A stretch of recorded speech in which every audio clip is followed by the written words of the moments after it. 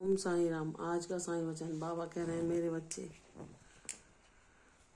तुम भरसक कोशिश करते हो मेरे दिखाए मार्ग पर चलने की। मैं तुम्हारी कोशिशों प्रयासों की सराहना करता हूँ। मैं तुमसे ये कहना चाहता हूँ कि जैसे तुम्हारे लाख प्रयासों के बावजूद भी तुम्हारे परिवार के बहुत से सदस्य ऐसे हैं जो उनको सराहना कर उसके बदले में तुम्हें उपेक्षा ही प्रदान करते हैं। तो मेरे बच्चे उन सब से अपने मन को मोड़कर अपने ध्यान को, अपनी ऊर्जा को मेरे चरणों में केंद्रित करो और मेरा एहसास करो। अपने मन को, अपने जीवन को उन सभी की तरफ से विमुख कर लो। बस अपने कर्तव्यों को मेरी पूजा मानकर उन्हें अवश्य तुम करो और उन्हें निष्काम भाव से करो, लेकिन किसी व्यक्ति की कोई उपेक्षाएं तुम्हारे हृदय को दुखा सकें, इतना अपने जीवन में किसी को महत्व ना दो।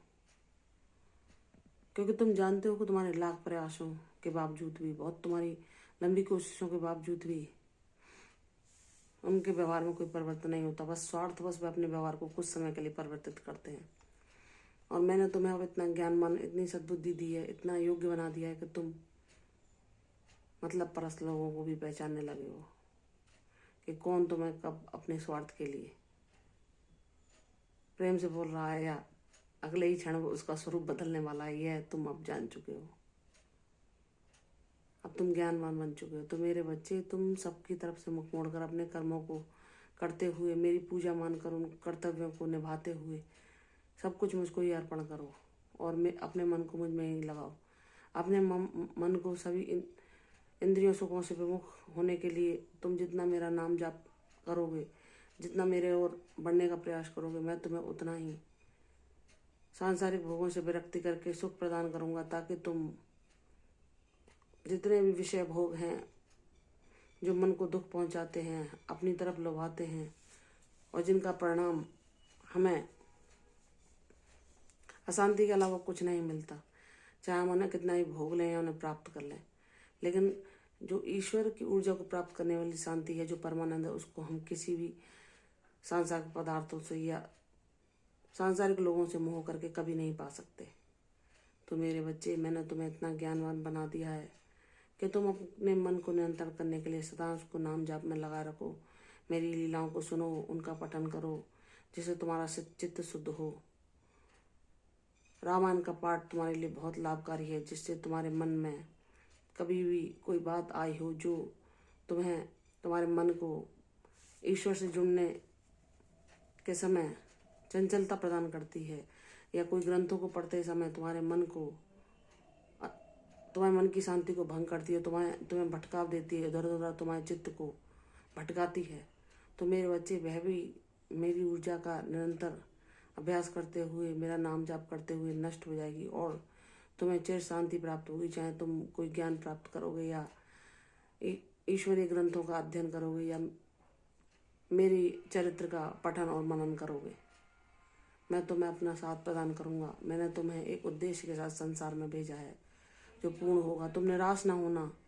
मैं कभी भी ना तुम्हारी परिस्थितियों से अपरिचित था ना हूँ। मुझे सब कुछ ज्ञात है कि तुम क्या झेल रहे हो, तुम्हारे जीवन में क्या चल रहा है और लोग तुम्हें तुम्हारे अच्छे प्रयासों के बावजूद भी क्या दे रहे हैं। जाने दो मेरे बच्चे, सबको माफ़ कर दो, क्योंकि तुम्हारा नाता, जब तुम मुझसे मांगने लगते हो, मुझसे ही प्रेम करने लगते हो, तुम्हारी सारी दुनिया मुझ में ही बस जाती है, तो तुम सब दुखों से मुक्ति पा सकते हो और सब परेशानियों से, सब निराशाओं को त्याग सकते हो, क्योंकि तुम इतने ज्ञानवान बन जाते हो कि ईश्वर हर पल तुम्हें उन बुरी परिस्थितियों, उस अज्ञान से निकलने का मार्ग सुझा देते हैं।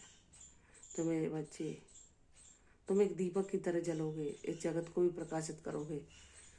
तुम्हारे जीवन के अनुभव बहुत दुखी लोगों के, बहुत मेरे प्यारे बच्चों के जो दुखी हैं, निराशा का सामना कर रहे हैं, उनको भी आशा की किरण उनके जीवन में भी प्रकाशित करेगा। इसलिए मेरे बच्चे, निराश ना हो।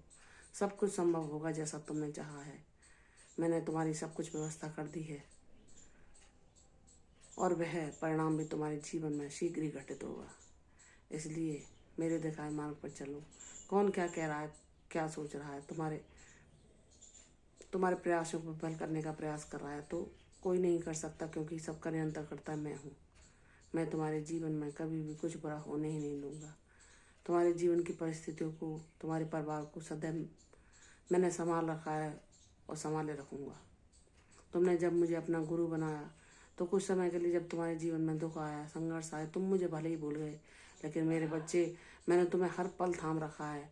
और जब तुम दुख कष्ट में ज़्यादा ही गिरने वाले थे तो मैंने अपनी ओर आकर्षित करके तुम्हें फिर से अपने पास बुला लिया और अपनी ऊर्जा का साक्षात्कार कराया, अपनी समीपता नज़दीकी प्रदान की और अपना साथ दिया, जो तुम्हें हर कष्ट से मुक्ति दिलाता है, हर परेशानी, हर संघर्ष से निजात दिलाता है, और तुम सच्ची सुख और शांति का एहसास कर पाते हो। मेरे बच्चे, प्रसन्न रहो, सब कुछ तुम्हारे हित में ही होगा, सब कुछ तुम्हारा मन चाहा होगा। तुम्हारा जीवन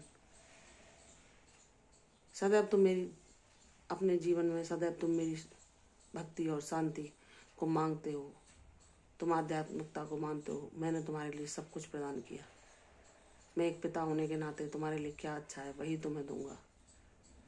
अगर तुम्हारा चंचल मन तुम्हें कुछ ऐसा मांगने के लिए कहेगा जो तुम्हारे हित में नहीं है, मैं कभी नहीं दूंगा, क्योंकि मैं तुम्हारा पिता हूँ और मैं तुम्हारे जीवन में हमेशा सुख शांति और सौभाग्य ही देखना चाहता हूँ, और उसकी व्यवस्था मैंने कर दी है। तुम प्रसन्न रहो, मुझ पर पूर्ण विश्वास रखो, तुम्हारी जीत होगी।